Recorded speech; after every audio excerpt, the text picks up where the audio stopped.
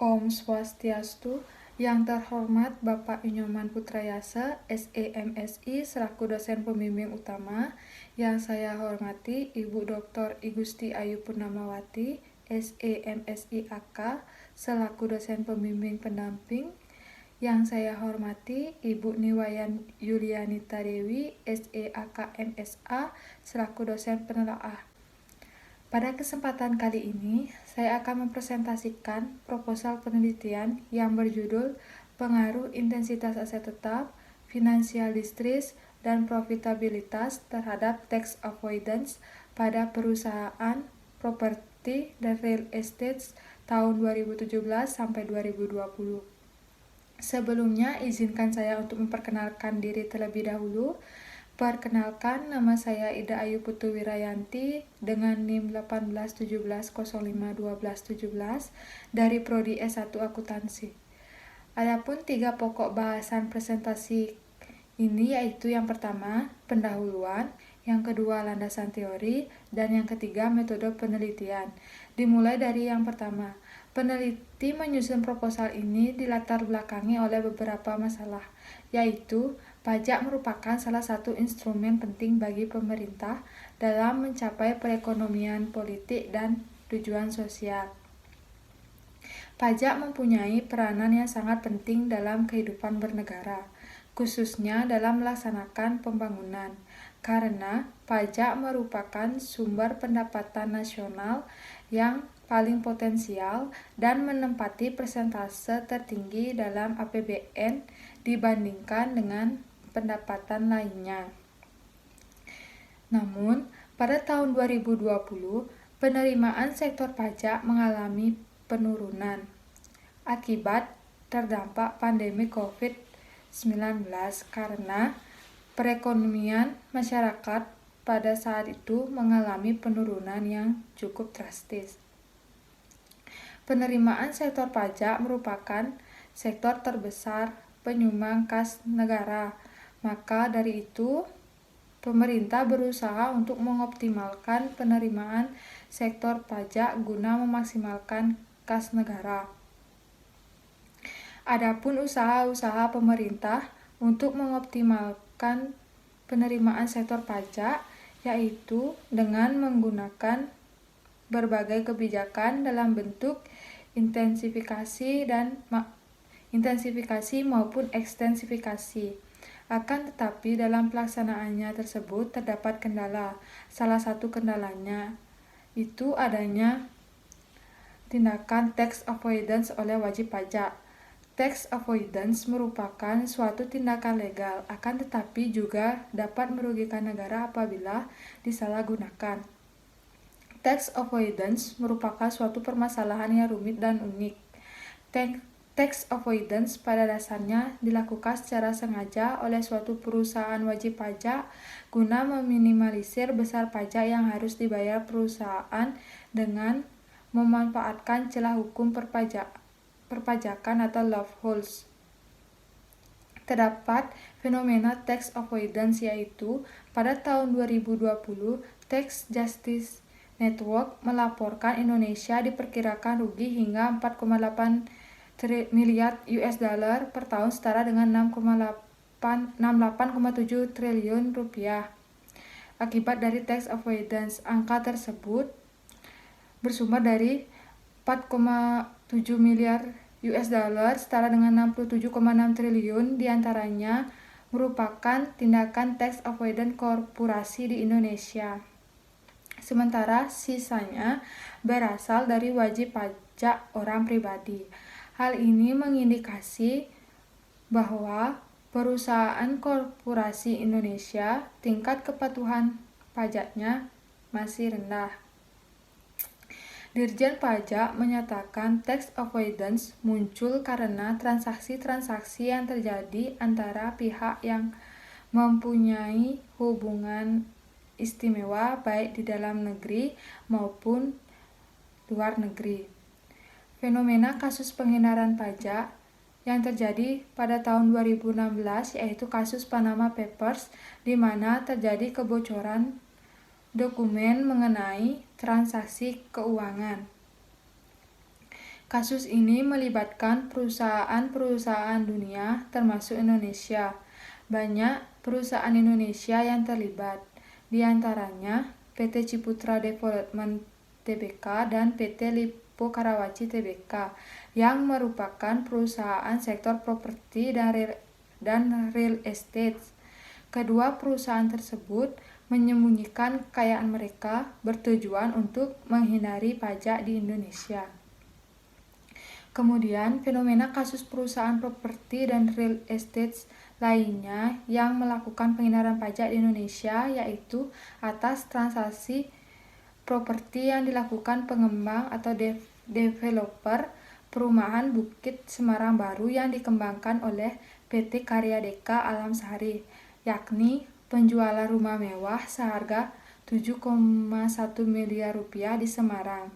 Namun, di akte notaris hanya tertulis 940 juta rupiah, berarti terdapat selisih harga sebesar 6,1 miliar rupiah. Dengan adanya selisih nilai tersebut, mengembangkan kasus pembelian rumah yang dilakukan developer tersebut ke arah penyidikan pajak dengan tuduhan penghindaran pajak, mengingat adanya usaha untuk menyembunyikan transaksi yang sebenarnya, sehingga menyebabkan berkurangnya penerimaan negara. Berdasarkan fenomena kasus yang dipaparkan di atas, semakin menunjukkan bahwa tingkat kepatuhan pembayaran pajak di Indonesia, khususnya perusahaan sektor properti dan real estate, masih rendah, yang merupakan salah satu indikasi adanya praktik tax avoidance. Untuk mengetahui faktor-faktor yang mempengaruhi tax avoidance, penelitian ini menggunakan faktor-faktor intensitas aset tetap, financial distress, dan profitabilitas. Kemudian, identifikasi masalah yang muncul yaitu yang pertama, semakin banyak terjadinya tindakan tax avoidance dengan cara mengalihkan uangnya ke negara surga pajak. Yang kedua, tingginya pajak yang terutang yang harus dibayarkan membuat perusahaan berusaha untuk meminimalkan beban pajak yang terutang.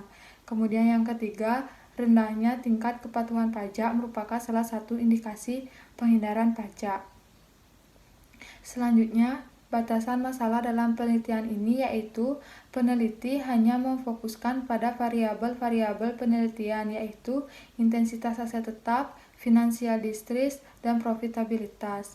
Yang kedua, penelitian ini hanya dilakukan di perusahaan sektor properti dan real estate yang terdaftar di Bursa Efek Indonesia.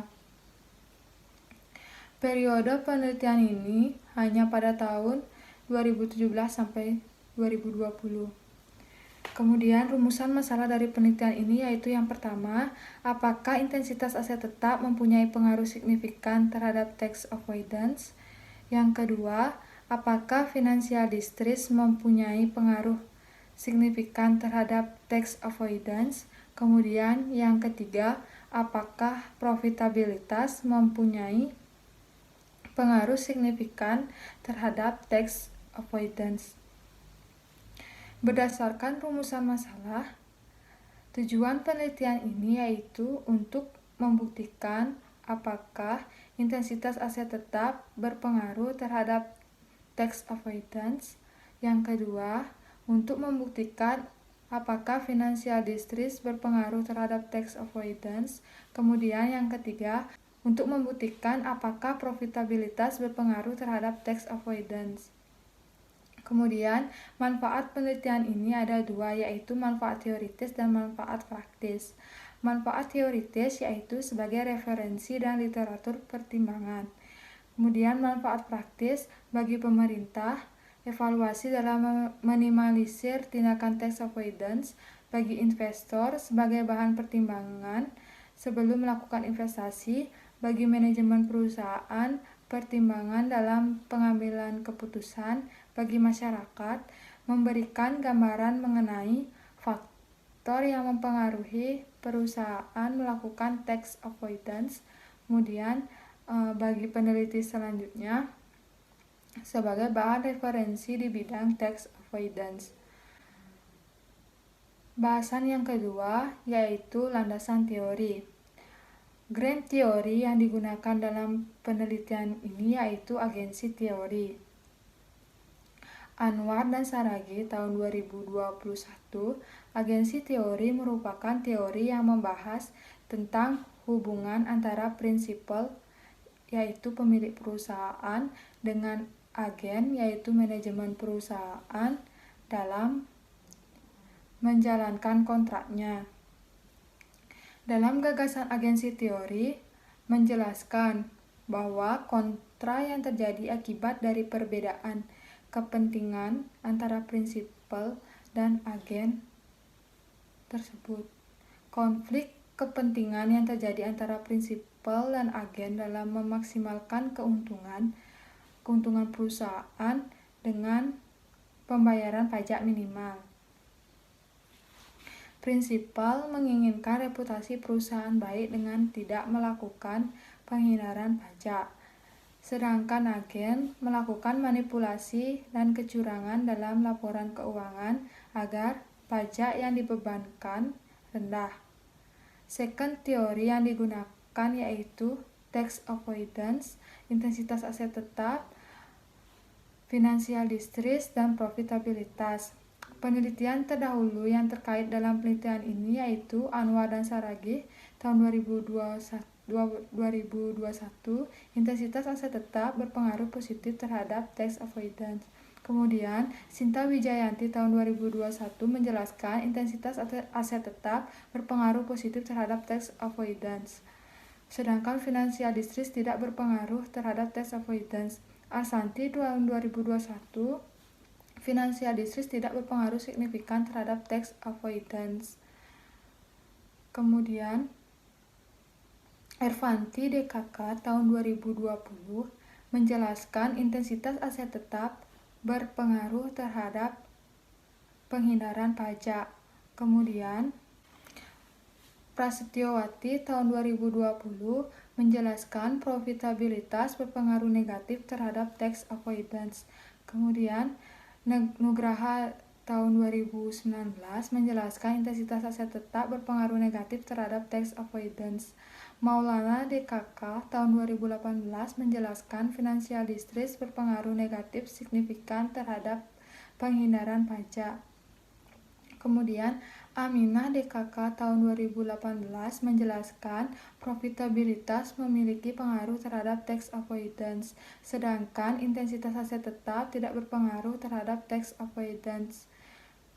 Kemudian Puspita Rani tahun 2017 menjelaskan financial distress tidak berpengaruh signifikan terhadap tax avoidance.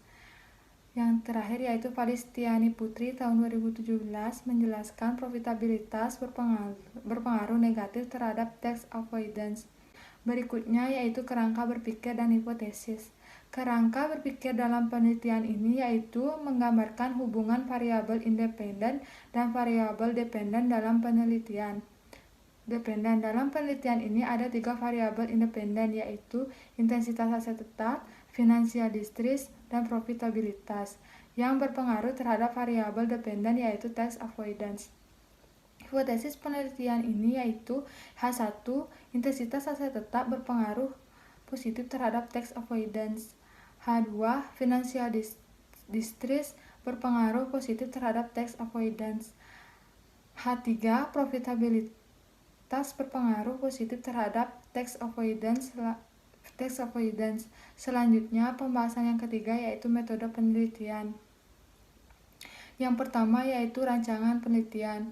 Penelitian ini bertujuan untuk menguji pengaruh dari intensitas aset tetap, financial distress, dan profitabilitas terhadap tax avoidance pada perusahaan sektor properti dan real estate yang terdaftar di Bursa Efek Indonesia periode 2017 sampai 2020.